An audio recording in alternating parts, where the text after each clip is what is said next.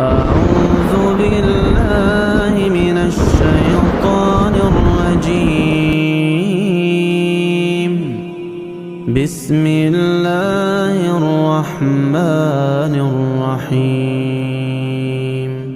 ونادى أصحاب النار أصحاب الجنة أن أفيضوا علينا من الماء أو مما رزقكم الله. قالوا إن الله حرمهما على الكافرين الذين اتخذوا دينهم لهوا ولعبا وغرتهم الحياة الدنيا فاليوم ننساهم كما نسوا لقاء يومهم هذا وما كانوا بآياتنا يجحدون.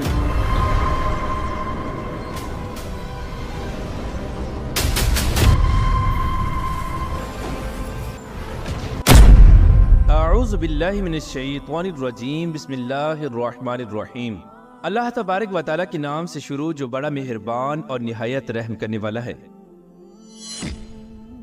پیار دوستو، جب قیامت کا دن ہوگا تو ہر ایک چیز کو فنا کر دیا جائے گا اور ہر ایک جان کو اپنی اپنی پڑی ہوگی اور نفسا نفسی کا یہ عالم ہوگا کہ ماں اپنے بیٹے کو بھول جائے گی اور بیٹا اپنے ماں باپ کو بھول جائے گا. اس دن ہر ایک انسان کو صرف اس بات کی فکر ہوگی کہ کسی طرح وہ خود عذاب الہی سے بچ جائے. پیار دوستو، کیا آپ جانتے ہیں کہ جب قیامت قائم ہوگی اور دنیا کی ہر ایک چیز کو فنا کر دیا جائے گا اور دنیا کی کوئی بھی چیز اس دنیا میں باقی نہ رہے گی، یہاں تک کہ سب کچھ تباہ ہو جائے گا اور تمام انسان مر جائیں گے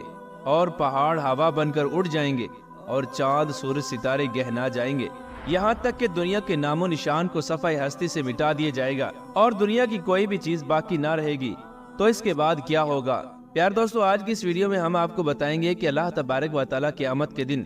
دوبارہ سے کس طرح مردوں کو زندہ کرے گا، کس طرح تمام لوگ ننگے بدن قیامت والے دن میدان حشر میں جمع ہوں گے اور جب تمام لوگ ننگے بدن ہوں گے تو وہ ایک دوسرے کو کس طرح دیکھیں گے اور قیامت کے دن حساب و کتاب کس طرح لیا جائے گا. اس دن نیکوکار لوگوں کے ساتھ کیا سلوک کیا جائے گا اور بدکار لوگوں کے ساتھ کیا سلوک کیا جائے گا.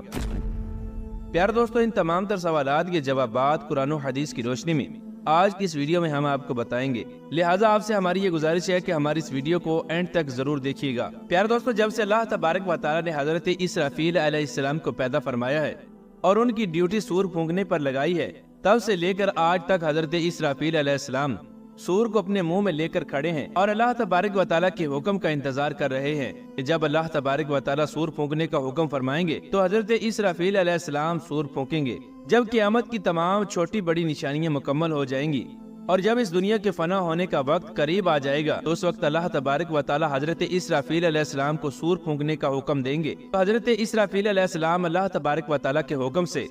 اور یہ دنیا فنا ہونا شروع ہو جائے گی. یہ وہ وقت ہوگا کہ جب روح زمین کو چھوڑ کر آسمانوں کی طرف پرواز کرنے لگیں گی اور اس روح زمین پر رہنے والی ہر ایک مخلوق، چرند پرند، حیوانات، الغرض کوئی بھی چیز اس روح زمین پر باقی نہ رہے گی اور ہر ایک چیز کو صفحہ ہستی سے مٹا دیا جائے گا اور اس کے نام و نشان کو ہمیشہ ہمیشہ کے لیے ختم کر دیا جائے گا. اس طرح جب اس روح زمین کی ہر چیز کو فنا کر دیا جائے گا تو اس وقت اس روح زمین پر صرف ویرانی ہی ویرانی ہوگی. اس وقت اللہ تبارک و تعالیٰ ارشاد فرمائے گا کہ کون ہے آج میرے سوا کہ جس کی آج بادشاہی ہے، اور کہاں گئے دنیا کے جبار اور متکبر لوگ جو دنیا کے اندر یہ دعویٰ کیا کرتے تھے کہ ہم ہیں سب سے بڑے خدا. پیارے دوستو، اس طرح جب قیامت قائم ہو جائے گی اور اس دنیا کو ختم کر دیا جائے گا تو اس کے بعد ایک لمبا عرصہ خاموشی اور سناٹے کے اندر گزر جائے گا. یہ وقت کتنا ہوگا اور خاموشی اور سناٹے کا دورانیہ کتنا ہوگا، اس کے بارے میں صرف اللہ تبارک و تعالیٰ ہی جانتا ہے.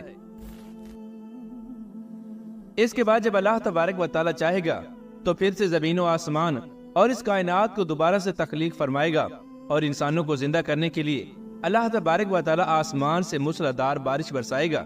جس کے نتیجے میں انسان کی ریڑھ کی ہڈی سے پورا انسانی ڈھانچہ تیار ہو جائے گا اور اللہ تبارک و تعالیٰ کے حکم سے اس ڈھانچے پر پورا جسم بھی چڑھ جائے گا. پیار دوستو، اس طرح جب اللہ تبارک و تعالیٰ تمام انسانوں کو دوبارہ سے زندہ فرما دے گا تو اس وقت اللہ تبارک و تعالی حضرت اسرافیل علیہ السلام کو ایک مرتبہ پھر سور پھونکنے کا حکم دے گا۔ تو حضرت اسرافیل علیہ السلام اللہ تبارک و تعالی کے حکم کے مطابق دوسری مرتبہ سور پھونکیں گے۔ اس وقت تمام انسان اللہ تبارک و تعالی کے حکم سے ننگے پاؤں، ننگے بدن اور بے ختنہ اٹھ کھڑے ہوں گے، جس طرح ماں کے پیٹ سے پیدا ہوئے تھے۔ اس دن اللہ تبارک و تعالی کا وہ فرمان پورا ہوگا کہ جس طرح اللہ تبارک و تعالی قرآن پاک میں ارشاد فرماتا ہے، اور تم لوگ فردن فردن ہمارے پاس حاضر ہوگے جس طرح ہم نے تمہیں پہلے پیدا کیا تھا۔ پیارے دوستو، قیامت کے دن سب سے پہلے حضور اکرم صلی اللہ تعالی علیہ وآلہ وسلم اپنی قبر انور سے باہر تشریف لائیں گے، اور اس کے بعد بالترتیب دوسرے انبیاء کرام اور شہداء کرام اور صحابہ کرام، اور اس کے بعد اپنے اپنے درجات کے مطابق دوسرے لوگ اپنی اپنی قبروں سے باہر تشریف لائیں گے۔ قیامت کے دن کافر اپنے اعمال کے مطابق اپنی قبروں سے زندہ اٹھیں گے۔ کوئی اندھا ہوگا، کوئی بہرا ہوگا، تو کوئی لنگڑا ہوگا، اور کسی کو چیونٹی کی شکل میں اٹھایا جائے گا۔ قیامت کے دن کفار قیامت کے ہولناک منظر کو دیکھ کر حیران و پریشان ہو جائیں گے، کیونکہ انہوں نے اس زندگی کے بارے میں کبھی نہ سوچا ہوگا۔ پیارے دوستو، مسلمانوں کو بھی ان کے اعمال کے مطابق اپنی قبروں سے زندہ اٹھایا جائے گا، اور جو گنہگار لوگ جس حالت میں اس دنیا میں مریں گے اسی حالت میں اٹھائے جائیں گے۔ یعنی جو زنا کرتا ہوا مرا وہ زنا کرتے ہوئے کی حالت میں اٹھایا جائے گا، اور جو شراب پیتے ہوئے مرا وہ شراب پیتے ہوئے زندہ اٹھایا جائے گا، اور جو گانے باجے فلمی ڈرامے دیکھتا ہوا مرا وہ اسی حالت میں قیامت کے دن زندہ اٹھایا جائے گا۔ پیارے دوستو، اس طرح جب تمام مخلوق خدا زندہ ہو جائے گی تو اس کے بعد اللہ تبارک و تعالی ہر ایک انسان پر 2 فرشتوں کو مقرر کر دے گا جو ان کو میدان محشر کی طرف لے جائیں گے۔ پیارے دوستو، میدان حشر ملک شام کی سرزمین میں لگایا جائے گا، اور تمام انسانوں کو اپنی اپنی قبروں سے اٹھ کر وہیں پر جانا ہوگا، اور قیامت کے دن تمام لوگ ننگے بدن اور برہنہ ہوں گے۔ حضور اکرم صلی اللہ تعالی علیہ وآلہ وسلم سے پوچھا گیا کہ یا رسول اللہ صلی اللہ تعالی علیہ وآلہ وسلم، جب قیامت کے دن لوگ ننگے ہوں گے تو وہ ایک دوسرے کو کس طرح دیکھیں گے؟ تو حضور اکرم صلی اللہ تعالی علیہ وآلہ وسلم نے ارشاد فرمایا کہ قیامت کا دن اتنا ہولناک ہوگا کہ کسی کو اس بات کی ہوش تک نہ ہوگی کہ وہ ایک دوسرے کو دیکھے۔ اس دن ہر ایک انسان کو اپنی اپنی پڑی ہوگی، اور ہر ایک انسان اللہ تبارک و تعالیٰ کے عذاب کے اندر مبتلا ہوگا۔ پیار دوستو، قیامت کے دن اپنی قبروں سے اٹھنے کے بعد تمام لوگ اپنے اپنے اعمال کے مطابق میدان محشر کے اندر پہنچیں گے۔ قیامت کے دن اللہ تبارک و تعالیٰ کی تمام مخلوق اس خوفناک عالم میں ایک ہی منزل کی طرف رواں دوا ہوگی، اور وہ منزل میدان محشر ہوگا۔ اس دن کسی کو سر اٹھانے کی اجازت نہ ہوگی۔ اس دن ہر ایک انسان کو اس بات کا احساس ہوگا کہ آج حساب و کتاب کا دن ہے، کہ آج اپنی زندگی میں کیے گئے تمام تر گناہوں کا حساب ملنے والا ہے۔ اس طرح جب تمام تر مخلوقات میدان حشر میں جمع ہو جائے گی تو اس وقت اللہ تبارک و تعالیٰ کی طرف سے یہ اعلان کیا جائے گا، وَامْتَازُوا الْيَوْمَ أَيُّهَا الْمُجْرِمُونَ، کہ اے مجرموں آج کے دن الگ الگ ہو جاؤ۔ اس دن تمام لوگ الگ الگ گروہوں کے اندر تقسیم ہو جائیں گے۔ اس دن کافر اور مشرک لوگ اس دنیا کے اندر جس چیز کو اپنا خدا مانتے تھے اور جس کی پوجا کیا کرتے تھے وہ اسی گروہ میں شامل ہو جائیں گے، اور دوسری طرف ایمان والوں کو ان کے عقائد اور اعمال کے مطابق الگ الگ گروہوں کے اندر تقسیم کر دیا جائے گا۔ پیار دوستو، یہ منظر اتنا ہولناک ہوگا کہ سورج 1 میل کی دوری پر ہوگا اور وہ آگ برسا رہا ہوگا، اور تمام لوگ اپنے اپنے اعمال کے مطابق اپنے پسینے کے اندر ڈبکیاں کھا رہے ہوں گے۔ پیار دوستو، قیامت کا یہ ہولناک دن 50,000 سال کا ہوگا، اور لوگ بھوک اور پیاس کی شدت کے اندر 50,000 سال تک کھڑے رہیں گے۔ پیار دوستو، ذرا سوچئے کہ یہ منظر کتنا ہولناک کی وجہ سے، اور جہاں زمین آگ بن چکی ہوگی اور سورج آگ برسا رہا ہوگا وہاں پر لوگ 50,000 سال تک کھڑے رہیں گے، اور جب لوگ اللہ تبارک و تعالیٰ کے اس عذاب سے تنگ آ جائیں گے، اور بالآخر تنگ آ کر لوگ اللہ تبارک و تعالیٰ کی بارگاہ میں عرض کریں گے کہ یا رب العالمین، جلد ہمارا حساب و کتاب شروع کیا جائے اور ہمیں اس عذاب سے چھٹکارا دیا جائے، اور وہ عرض کریں گے کہ یا رب العالمین، ہمیں اس مصیبت سے نجات عطا فرما، پھر چاہے ہمیں جہنم ہی میں ڈال دے۔ پیار دوستو، اس کے بعد تمام لوگ تمام تر انبیاء کرام سے ہوتے ہوئے حضور اکرم صلی اللہ تعالی علیہ وآلہ وسلم کی بارگاہ میں حاضر ہوں گے، اور آپ سے عرض کریں گے کہ یا رسول اللہ صلی اللہ تعالی علیہ وآلہ وسلم، اللہ تبارک و تعالیٰ کے حضور ہماری سفارش فرمائیں کہ اللہ تبارک و تعالیٰ ہمارا جلد حساب و کتاب شروع فرمائے اور ہمیں اس مصیبت سے نجات عطا فرمائے۔ اس کے بعد حضور اکرم صلی اللہ تعالی علیہ وآلہ وسلم اللہ تبارک و تعالیٰ کی بارگاہ میں ایک محبت پر سجدہ کریں گے اور اللہ تبارک و تعالیٰ کی حمد و ثنا بیان کریں گے۔ حضور اکرم صلی اللہ تعالی علیہ وآلہ وسلم کے اس سجدے کو دیکھ کر اللہ تبارک و تعالیٰ کا دریائے رحمت جوش میں آ جائے گا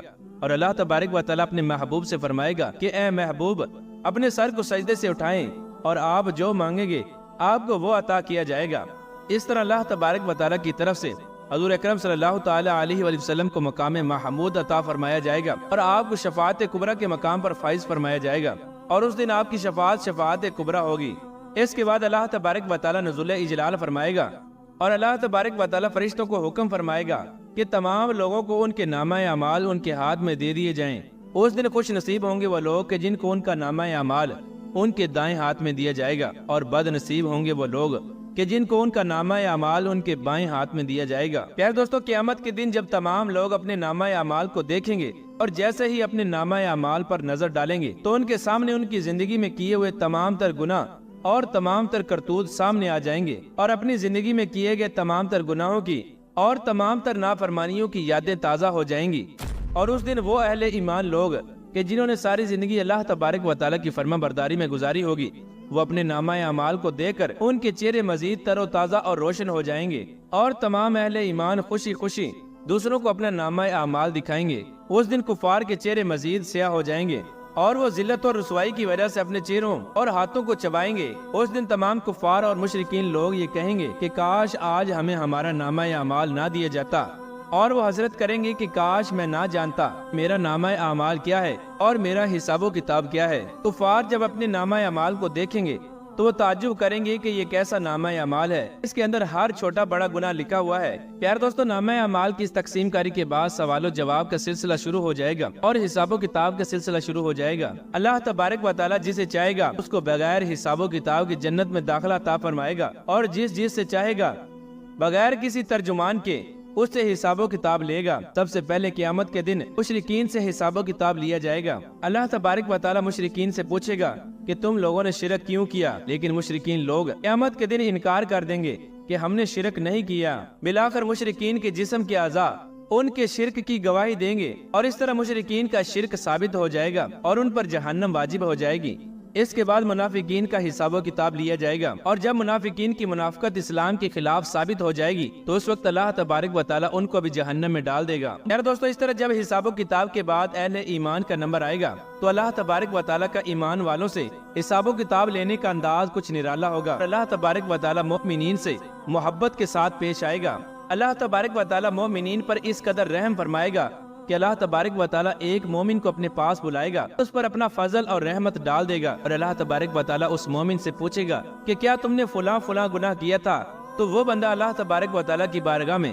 اپنے تمام تر گناہوں کا اقرار کرتا جائے گا۔ اس طرح اللہ تبارک و تعالیٰ اس مومن کے ہر ایک گناہ کے بارے میں سوال کرتا جائے گا، اور وہ مومن اللہ تبارک و تعالیٰ کی بارگاہ میں اپنے ہر ایک گناہ کا اعتراف کرتا جائے گا۔ اس وقت وہ مومن یہ سوچ رہا ہوگا کہ اب تو میں ضرور ہلاک ہو جاؤں گا اور مجھے ضرور جہنم میں ڈال دیا جائے گا۔ اس وقت اللہ تبارک و تعالیٰ کا دریائے رحمت جوش میں آئے گا، اور اللہ تبارک و تعالیٰ ارشاد فرمائے گا کہ میں نے تیرے گناہوں پر دنیا میں بھی پردہ ڈالا تھا، اور آج بھی میں تیرے گناہوں پر پردہ ڈال رہا ہوں، اور آج قیامت کے دن بھی میں تیرے گناہوں پر پردہ ڈال رہا ہوں۔ اس کے بعد اللہ تبارک و تعالیٰ اس مومن کو جنت کے اندر بھیج دے گا۔ پیار دوستو، اس طرح جب تمام لوگوں کا حساب و کتاب ہو جائے گا تو اس کے بعد میزان سجایا جائے گا اور تمام لوگوں کے نامہ اعمال تولے جائیں گے۔ جن لوگوں کے نامہ اعمال کے نیکیوں والا پلڑا باری ہوگا ان لوگوں کو جنت میں داخل کر دیا جائے گا، اور جن لوگوں کے نامہ اعمال کے گناہوں والا پلڑا باری ہوگا ان لوگوں کو جہنم میں داخل کر دیا جائے گا۔ اس کے بعد جہنمی ہمیشہ ہمیشہ کے لیے جہنمی رہے گا،